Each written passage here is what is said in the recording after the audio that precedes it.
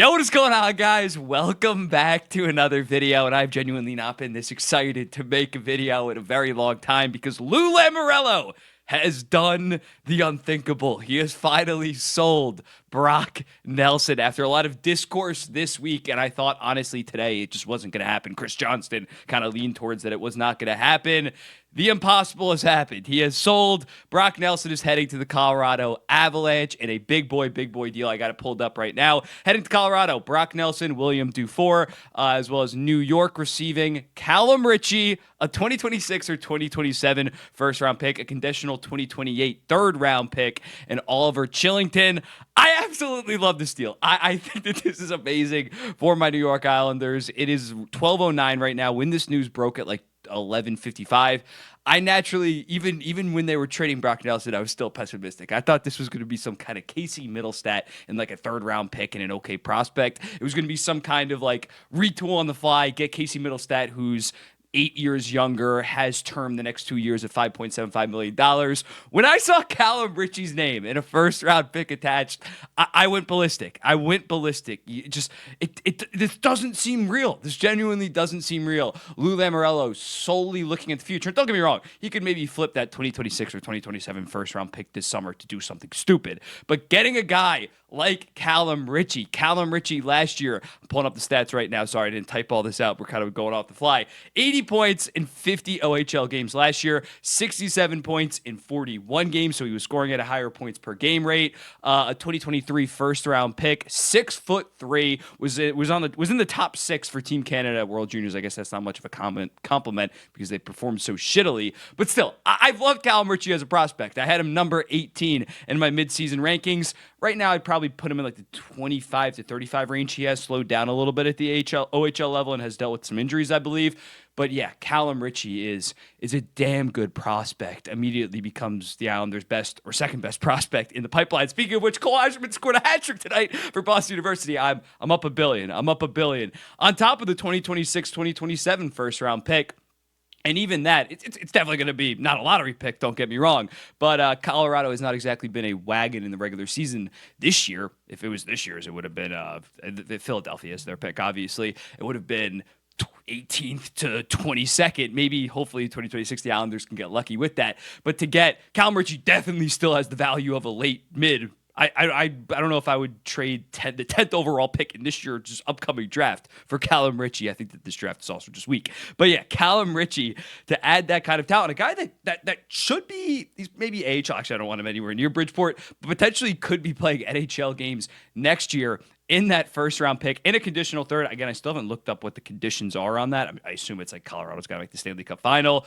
For Brock Nelson, like I tweeted out, the fact that it was even a debate, if this offer was on the table, maybe it wasn't quite yet, but like the alternative being to re-sign Brock Nelson 3 years, it's 5.75, or pick up a top 35 prospect in hockey and a first-round pick. It's mind-blowing. Thankfully, Brock Nelson, wasn't ready to sign that deal. He wanted more term, and rightfully so.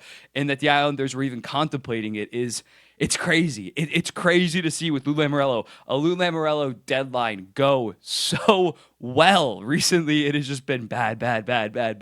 And now we are finally committing to this. Now I'm thinking Kyle Palmieri, if this is the return for Brock Nelson, Kyle Palmieri can get a first-round pick or a prospect that's about worth a first-round pick. It is just... Still, the future still isn't amazing, but now you have Callum Ritchie. Now you have Cole Eiserman. Now you're definitely tanking on this season. If they jump in the lottery and get a top 2 pick, or even they just stink it up and get an 7th or 10 pick, they have a top 20 prospect pool relatively quick. Like the future is looking decently bright. Still got to do some more things. Still got to hit on those picks. But yeah, now that they're sticking to, Kyle Palmieri right now is offered a 2-year extension. I personally would trade him. I wouldn't hate a 2-year extension because then you could easily just trade him at next year's deadline or next year's offseason if things go sour. But yeah, the Islanders pick a lane, and that lane is the future. That finally is happening. Maybe this is a precursor that Lou Lamoriello is hopefully going to step down this offseason. But yeah, they're prioritizing the future. And for Colorado, it's a sizable price to give up, Brock Nelson, I love Brock Nelson as a player. This year, he's not even as dominant as he usually is. He's been a consistent 35 and 35 guy the last 3 seasons. This year, only 20 goals, 23 assists, 43 points in 61 games. But again, that's on the New York Islanders. He's going to go from the Islanders to playing on a second line with like Arturi Lehkonen and Valerie Nichushkin. So that's definitely an upgrade. He's going to kill it. He's going to kill it in Colorado. I think they gave up a little bit too much, but we've seen this so many times. It is clearly a seller's market. In my opinion, he's a better player than Yanni Gourde, without a doubt. Me and Babiak had that debate on the podcast. He was definitely the premier rental second line center. So they got their guy. They really don't have any holes on this team now with Mackenzie Blackwood in net. They picked up Ryan Lindgren, although I thought they paid a little bit too much for that as well. Definitely rounded out the defense core. And now they have a disgusting top 6. And now Casey Middlestat moves down from being one of the worst second-line centers among playoff teams to being one of the best third-line centers among playoff teams. So, yeah, I like it a decent amount for the Colorado Avalanche. If I were to grade it, I'd obviously go with the New York Islanders getting like an A+ when you get a prospect like Callum Ritchie on top of another first. But Colorado still gets like a B+.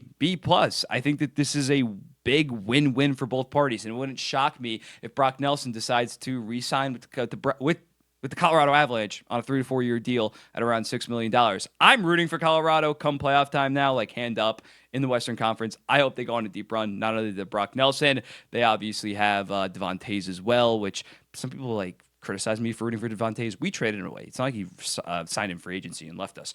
But yeah, just a crazy deal. Of course, it happened at midnight. If you're watching right now at like midnight, I absolutely love you. My New York Islanders are low-key cooking. I cannot wait to see what tomorrow has in store for this trade deadline. Let me know in the comments, what would you give this in terms of a grade? And I'll be seeing you in the next one, probably crack of dawn early with some kind of trades going down. Wild times. What do we have at this point? 15 hours until the trade deadline. Peace.